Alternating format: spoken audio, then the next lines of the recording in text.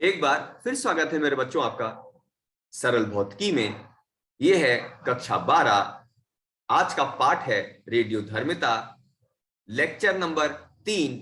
और आज के इस लेक्चर में हम लोग सीखेंगे अल्फा और बीटा कणों का उत्सर्जन। तो आइए शुरू करते हैं बच्चों। सबसे पहले अल्फा कण की बात करते हैं। भाई जिसका उत्सर्जन करने वाले हैं उस कण के बारे में थोड़ी जान पहचान कर ली जाए। बच्चों जब हम किसी अल्फा कण की बात करते हैं मेरे बच्चों, तो अल्फा कण का मतलब होता है दो प्रोटॉनों और दो न्यूट्रॉनों का एक गुच्छा। यानी अगर मैं कहूं अल्फा कण क्या होता है, तो अल्फा कण दो प्रोटॉनों और दो न्यूट्रॉनों से बना हुआ यानी चार कणों का गुच्छा होता है, चार कणों का समूह होता है, जो दिखने में कैसा लगता है? हीलियम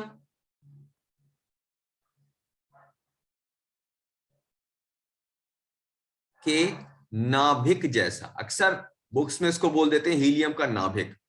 तो हीलियम का नाभिक नहीं है ये, हीलियम के नाभिक के जैसा दिखता है, क्योंकि हीलियम के नाभिक में भी दो प्रोटॉन और दो न्यूट्रॉन होते हैं। तो जब हम बात करेंगे मेरे बच्चों अल्फा कण की, तो अल्फा कण का मतलब सीधी सी बात है, इसमें दो प्रोटॉन होंगे और दो न्यूट्रॉन होंगे। ठीक है, चलो अब यहां पर उत्सर्जन पर आते हैं। मान लेते हैं मेरे बच्चों, ये मेरे पास एक पदार्थ है, एक नाभिक है, जिसका परमाणु क्रमांक Z है और द्रव्यमान संख्या A है। अब यहां समझने वाली बात क्या आती है कि अगर मैंने कहा Z परमाणु क्रमांक है, तो परमाणु क्रमांक मतलब क्या हो गया? ये प्रोटॉनों की संख्या है।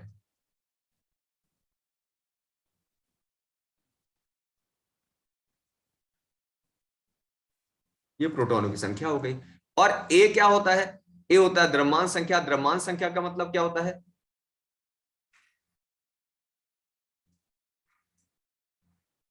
प्रोटॉनों तथा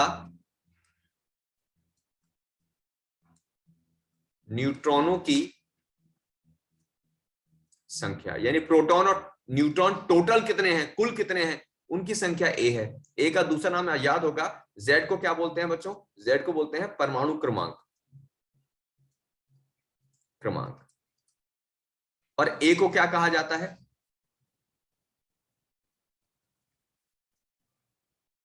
द्रव्यमान संख्या मेरे बच्चों। ठीक है, अब इसमें से क्या करें? अब इसमें से एक अल्फा कण निकाल दें। क्या निकाल दें? अल्फा कण। अब आपको ध्यान रखना है, अल्फा कण निकालने का मतलब हम क्या निकालने वाले हैं? अल्फा कण निकालने का मतलब है इसमें से किस कण को बाहर निकालने वाले हैं? अल्फा कण के उत्सर्जन का मतलब है इसके अंदर से एक ऐसा गुच्छा बाहर आ जाएगा जिसमें दो प्रोटॉन होंगे और दो न्यूट्रॉन होंगे। ये हो गया अल्फा कण। अब जब अल्फा कण इसमें से बाहर आ जाएगा, ये पूरा अल्फा कण है, देखो ये है पूरा अल्फा कण। अब जब इसमें से अल्फा कण बाहर आएगा तो सीधी सी बात है एक नया नाभिक बनेगा, नाभिक बदल जाएगा, ये विघटन है। तो सबसे पहले जो नया नाभिक बनता है उसे कहते हैं डॉटर न्यूक्लियाई। ये क्या कहलाएगा? Daughter nuclei. अच्छा, अब वाई की अगर हम बात करें, तो देखो जेड क्या है? प्रोटॉनों की संख्या। कितने प्रोटॉन निकल गए? दो प्रोटॉन निकल गए। निकल गए तो कमी आएगी, यानी जो पहले प्रोटॉन जेड थे दो निकल गए तो जेड माइनस दो हो जाएंगे। प्रोटॉन में दो की कमी हो गई तो परमाणु क्रमांक नया नाभिक जो बनेगा उसका परमाणु क्रमांक में दो की कमी आ जाएगी। अब आ जाओ कुल संख्या। तो भाई दो प्रोटॉन निकले और दो न्यूट्रॉन निकले, तो कुल उनकी संख्या में कितनी कमी आ गई? कण तो चार निकले, तो कुल कितनी कमी आ गई? द्रव्यमान संख्या में कमी आ जाएगी चार की। यानी क्या पॉइंट बना कि जब किसी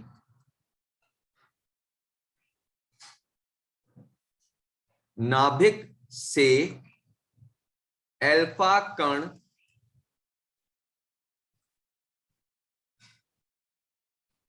उत्सर्जित होता है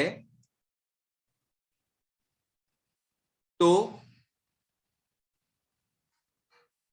उसके परमाणु क्रमांक में दो की कमी तथा उसकी द्रव्यमान संख्या में 4 की कमी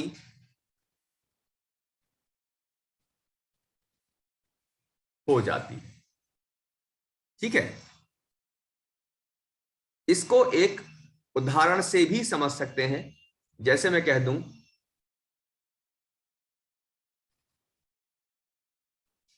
ये यूरेनियम है और आपसे कहा गया भाई ऐसा है, इसमें से एक एल्फा कण बाहर निकाल दो। एल्फा कण का उत्सर्जन हुआ। अच्छा, एल्फा कण का उत्सर्जन हुआ तो क्या होगा? एल्फा कण का उत्सर्जन होगा तो इसमें क्या होगा? इसमें जो नया नाभिक बनेगा, अगर आपको नाभिक का नाम नहीं याद है तो आप एक्स या वाई लिख सकते हो, कोई दिक्कत नहीं। तो यहां पर कितना आ जाएगा? 2 की कमी। तो 92 में 2 की कमी कितनी हो जाएगी? हो जाएगा 90।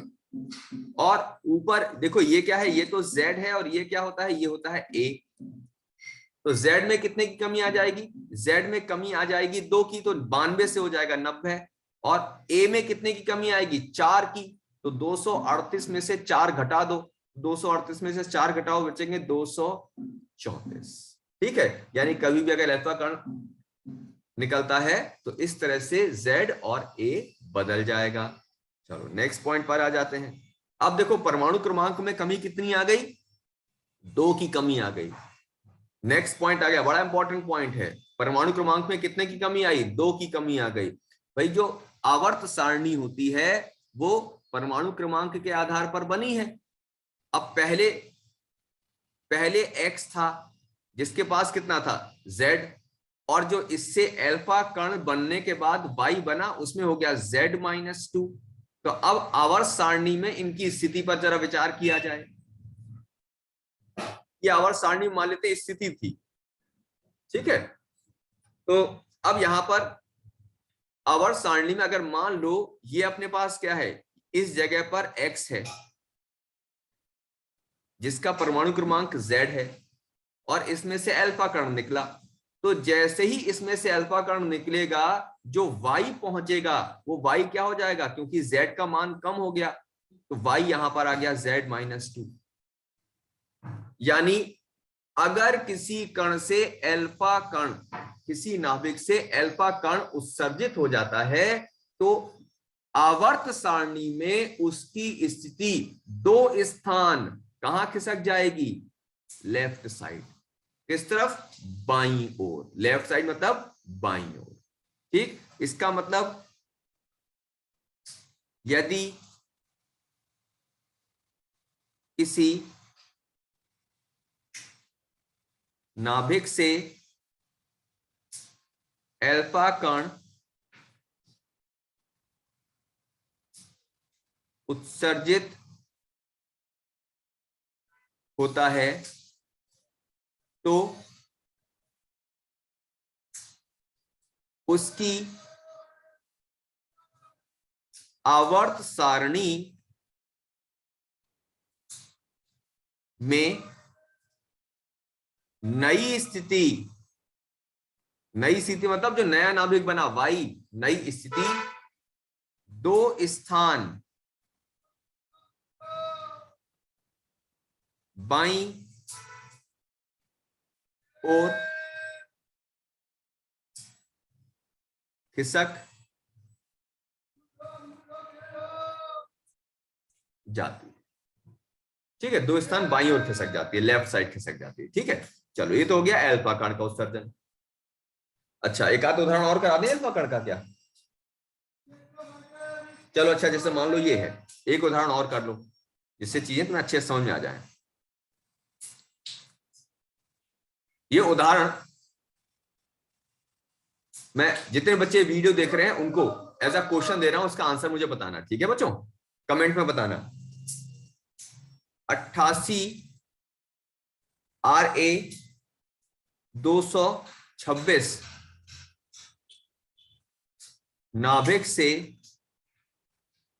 यदि एक अल्फा कण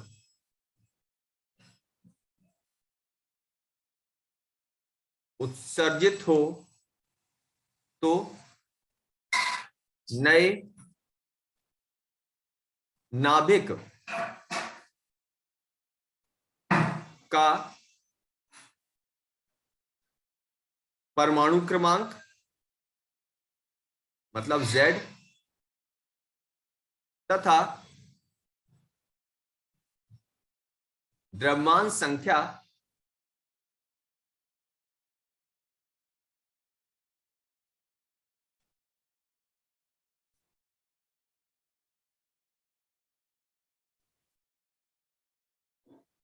ज्ञात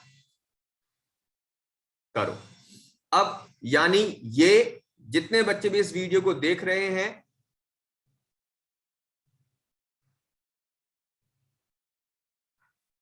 इसमें से मान लेते हैं नया पदार्थ Y बना, तो इस जगह पर कौन सी संख्या आएगी ये मुझे कमेंट करके बताना आप।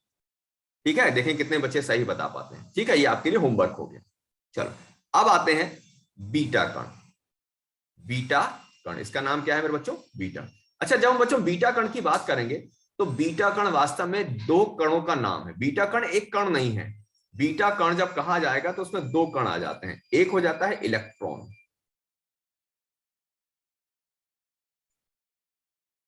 इलेक्ट्रॉन, और एक होता है पॉजिट्रॉन। एक इलेक्ट्रॉन, एक क्या हो जाएगा? पॉजिट्रॉन। इसको कैसे निरूपित किया जाता है? जब हम इलेक्ट्रॉन की बात करेंगे तो उसको बोलते हैं -1 बीटा 0, और जब हम पॉजिट्रॉन की बात करते हैं तो होता है +1 बीटा 0। वास्तव में दोनों ही बीटा कण कहलाते हैं। तो वैसे तो बीटा कण के उत्सर्जन का मतलब अलग से लिखना चाहिए कि अल्फा कण का उत्सर्जन या पॉजिट्रॉन का उत्सर्जन, क्लियरली बताना है। लेकिन अगर मान लो कहीं ये स्पष्ट नहीं दे रखा है कि केवल क्या दे रखा है, बीटा कण का उत्सर्जन दे रखा है, और आपको ये बताया नहीं गया है कि बीटा कण में इलेक्ट्रॉन वाला है कि पॉजिट्रॉन वाला है, तो अगर कुछ ना कहा जाए तो बीटा कण का मतलब आप क्या मान लेना? इलेक्ट्रॉन का उत्सर्जन मानना। मेरी बात समझ में आ गई? वैसे देखा जाए बीटा कण में दो तरह के उत्सर्जन होते हैं, इलेक्ट्रॉन और पॉजिट्रॉन। तो अगर अलग से बताया जाए कि इलेक्ट्रॉन उत्सर्जित हुआ या पॉजिट्रॉन उत्सर्जित हुआ तो क्वेश्चन ही आसान हो गया। लेकिन अगर मान लो केवल कहते हैं कि बीटा कण का उत्सर्जन हुआ, नाम नहीं बताया कि इलेक्ट्रॉन या पॉजिट्रॉन, तो अगर कहीं नाम नहीं लिखा है तो आप उसको इलेक्ट्रॉन ही मानिएगा। ठीक है, चलो आ जाओ, शुरू करते हैं अब जल्दी से अपन लोग इलेक्ट्रॉन। अब सबसे पहले इलेक्ट्रॉन उत्सर्जन पर आ जाते हैं।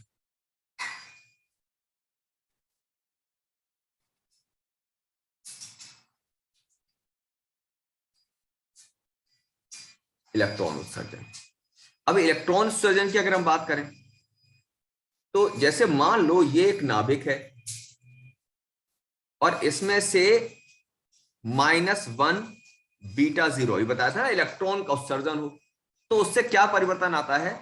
जो Z है इसमें तो एक की वृद्धि हो जाती है, यानी परमाणु क्रमांक एक बढ़ जाता है और द्रव्यमान संख्या में कोई परिवर्तन नहीं होता, -1 बीटा 0। लेकिन एक और खास बात है, इसके संग एक नया पार्टिकल और निकलता है, ऊर्जा का कण निकलता है, जिसको कहा जाता है एंटी न्यूट्रिनो।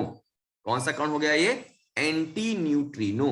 यानी ये क्या हो जाएगा? ये तो हो गया अपने पास इलेक्ट्रॉन, और ये इस कण का नाम क्या हो गया? ये हो गया एंटी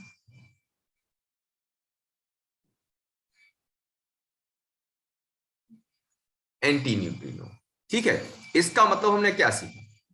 हमने सीखा यदि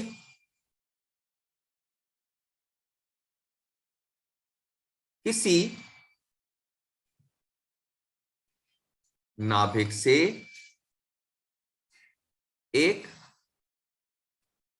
बीटा कण, अब बीटा कण में कौन से वाले कण की बात हो रही है? इलेक्ट्रॉन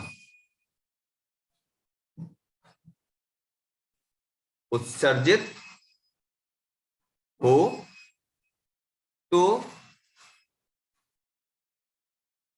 उसका परमाणु क्रमांक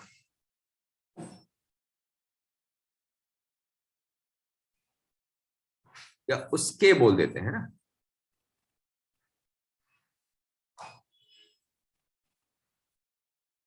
उसके परमाणु क्रमांक में एक की वृद्धि हो जाती है, परंतु उसके द्रव्यमान संख्या अर्थात ए में कोई परिवर्तन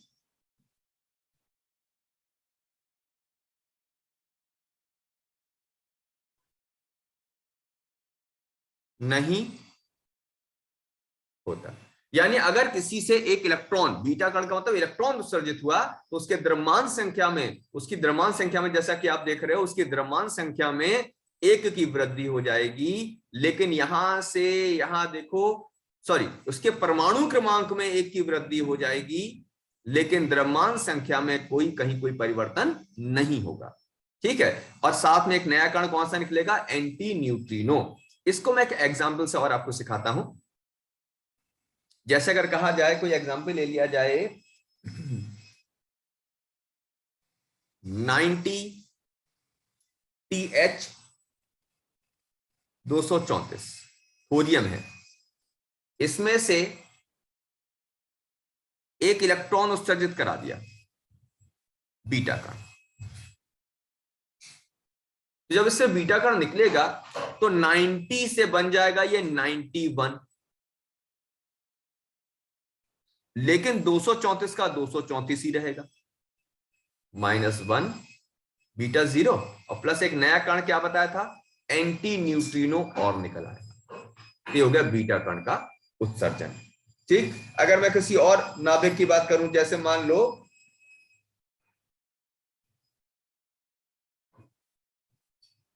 81,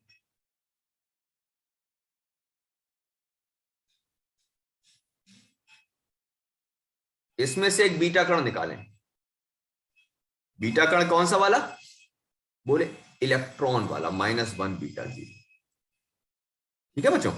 तो यहां पर अगर आप इसमें से बीटा कण निकालोगे तो क्या बनेगा? देखो, 81 से क्या हो जाएगा? ये 82, एक बढ़ गया, लेकिन 237 का 237 ही रहेगा, -1 बीटा 0 प्लस एंटी न्यूट्रिनो। तो इस तरह से, यानी अब हम क्या सीखे कि अगर बीटा कण यानी इलेक्ट्रॉन निकलेगा तो परमाणु क्रमांक में एक की वृद्धि होगी, लेकिन द्रव्यमान संख्या में कोई परिवर्तन नहीं होगा। ठीक है। अच्छा, एक पॉइंट और आता है, ये इंपॉर्टेंट पॉइंट है। यदि कोई नाभिक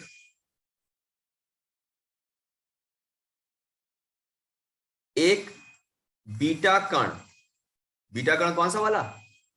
इलेक्ट्रॉन की बात हो रही है, -1 बीटा 0 को उत्सर्जित करेगा, तो नया नाभिक, नए नाभिक का स्थान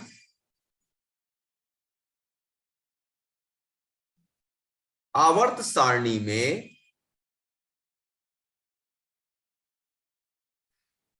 एक स्थान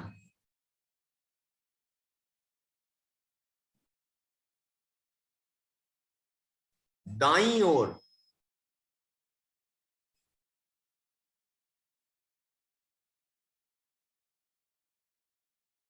खिसक जाता है।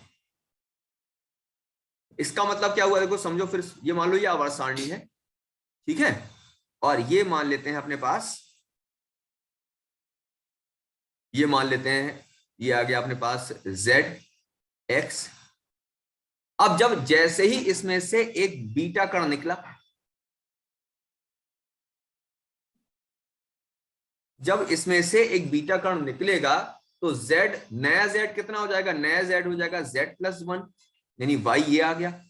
तो कितना स्थान देखो शिफ्ट हो गया, ये कितने स्थान शिफ्ट हो गया, एक स्थान राइट साइड, एक स्थान दाईं ओर खिसक जाएगा। ठीक है, ये तो हो गया बीटा कण के बारे में। अब फिर से आ जाओ, फिर से बीटा कण। अब हम किस बीटा कण की अभी तक बात कर रहे थे, इलेक्ट्रॉन की बात कर रहे थे। अब हम किस बीटा कण की बात करेंगे, अब हम बात करेंगे पॉजिट्रॉन।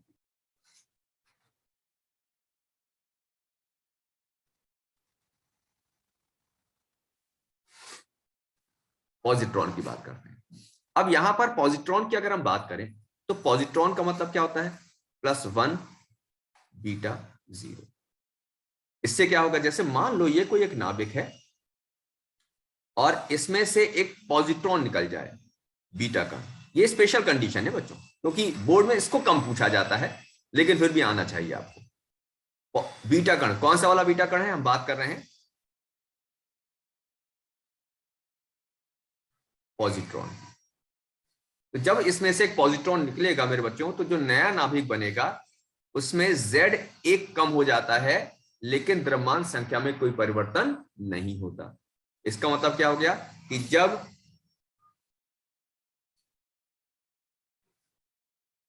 किसी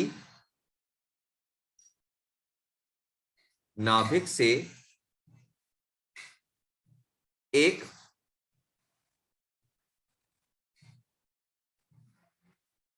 पॉजिट्रॉन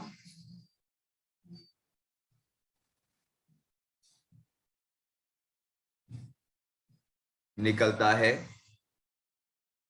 तो उसका परमाणु क्रमांक एक घट जाता है, परंतु द्रव्यमान संख्या में कोई परिवर्तन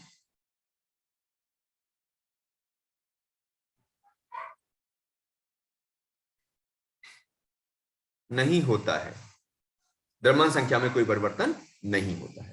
ठीक है, जैसे मैंने कर दिया, मान लो यही एग्जांपल ले लेते हैं थोरियम, और इसमें से एक पॉजिट्रॉन निकाल दें। अच्छा, एक अंतर और आएगा, क्या निकला देखो, +1 बीटा 0, लेकिन इसके संग एक नया पार्टिकल निकलेगा, जिसे क्या कहेंगे मालूम है, जिसका नाम क्या होगा,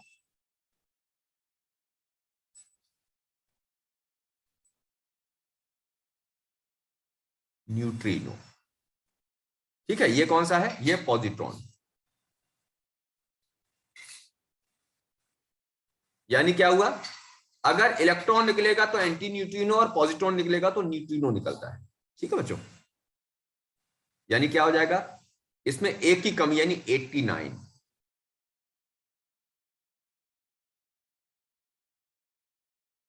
+1 बीटा 0 यानी पॉजिट्रॉन और न्यूट्रिनो। इस तरह से बनाना न्यूट्रिनो, ये ग्रीक अक्षर है। ठीक है, ये हो गया अल्फा कण, बीटा कण हो गया। चलो, अब तीसरा कण आता है गामा।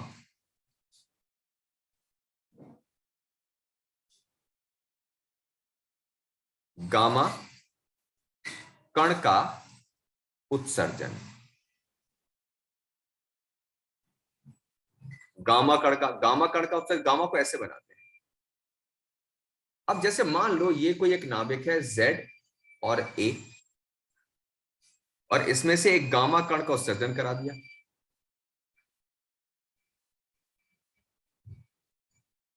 अब Y बना, लेकिन Y बनेगा, अब इसमें किसी में कोई परिवर्तन नहीं होगा, ना Z में ना A में। गामा उत्सर्जन सबसे आसान है, इसमें कहीं कोई भी परिवर्तन नहीं होता है। इसका मतलब जब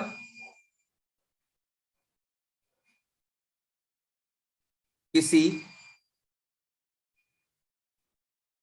नाभिक से गामा कण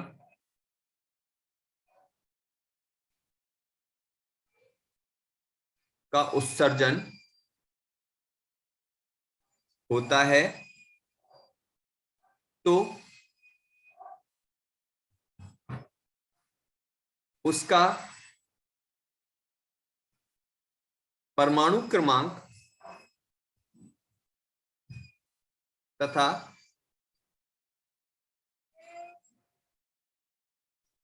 द्रव्यमान संख्या दोनों ही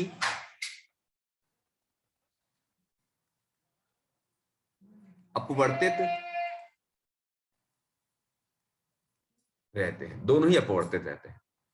अब यहां बड़ा बेसिक क्वेश्चन आता है, जब इसमें कोई परिवर्तन हो ही नहीं रहा है तो आखिर गामा कण उत्सर्जित ही क्यों हुआ, क्या कारण है? इसको बड़ा इंपॉर्टेंट क्वेश्चन है कि गामा कण क्यों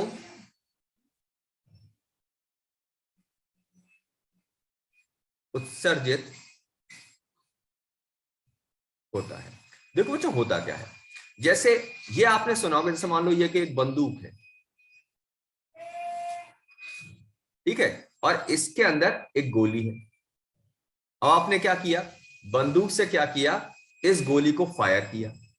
तो जब ये गोली आगे की तरफ जाएगी, गोली आगे की तरफ जाएगी तो बंदूक कहां की तरफ हटेगी, पीछे की तरफ, है ना। किसी बंदूक से फायर करोगे तो गोली आगे जाएगी तो बंदूक कहां हटेगी, पीछे। अच्छा, गोली जितना तेजी से आगे जाएगी बंदूक उतना ही तेजी से पीछे। अब आप सोच रहे होंगे कि यहां पर गामा कण में गोली बंदूक कहां से आ गए, इसको समझते हैं। देखो होता क्या है मेरे बच्चों, जब भी किसी नाभिक से क्या होगा, जैसे मान लो ये एक नाभिक बना लिया मैंने, नाभिक हो गया, ठीक है, और इसने क्या उत्सर्जित किया, अल्फा कण को उत्सर्जित किया या बीटा कण को उत्सर्जित किया। जब कोई नाभिक मेरे बच्चों अल्फा या बीटा कण को उत्सर्जित करता है तो इनका अल्फा कण और बीटा कण को आप हल्का फुल्का मत मानो। अल्फा कण या बीटा कण का वेग बहुत ज्यादा होता है। अल्फा कण का वेग होता है लगभग 1 करोड़ मीटर पर सेकेंड और बीटा कण तो उससे भी कहीं ज्यादा होता है। तो जब इतनी तेजी से कोई भी नाभिक अल्फा या बीटा कण को उत्सर्जित करेगा तो सीधी सी बात है वो खुद कहां की तरफ हटेगा, रिक्वाइल होगा, पीछे की तरफ। नाभिक कहां की तरफ हटता है, पीछे की तरफ हटता है। और नाभिक जब पीछे की तरफ हटता है यानी विपरीत दिशा में हटता है तो क्या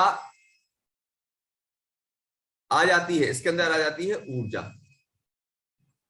कौन सी ऊर्जा, रिक्वायर्ड एनर्जी कहा जाता है, ठीक है। इसके अंदर क्या आ जाएगी, ऊर्जा आ जाती है। अब जैसे ही किसी नाभिक से अल्फा या बीटा कण निकला तो इसकी ऊर्जा बढ़ जाती है और ये बढ़ी हुई ऊर्जा में बहुत देर तक नहीं रह पाता। तो ये तुरंत क्या करता है, जितनी ऊर्जा इसकी बढ़ गई है उस पूरी ऊर्जा को एक फोटोन के रूप में बाहर निकाल देता है। और वो फोटोन के रूप में जो ऊर्जा बाहर निकल रही है उसी ऊर्जा का नाम क्या होता है, गामा कण। यानी क्या हुआ, ऐसे चित्र समझ सकते हैं कि ये मेरे पास क्या हो गया, ये एक नाभिक हो गया। इसमें से जैसे ही एक अल्फा कण या एक बीटा कण निकला तो इसकी ऊर्जा बढ़ जाएगी और इसकी ऊर्जा बढ़ने का मतलब क्या हो जाएगा, ये पहुंच जाएगा उच्च ऊर्जा स्तर में। कहां पहुंच गया, तुरंत उच्च ऊर्जा स्तर में पहुंच गया।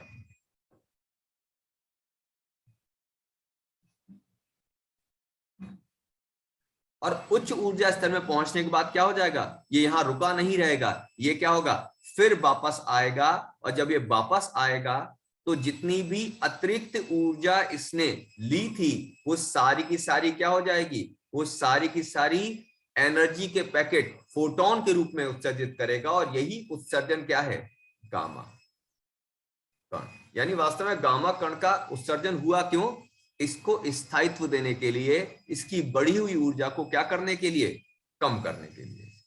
तो आज के वीडियो में मेरे बच्चों इतना ही। कल फिर हम एक नया चैप्टर शुरू करेंगे। तब तक के लिए धन्यवाद बच्चों।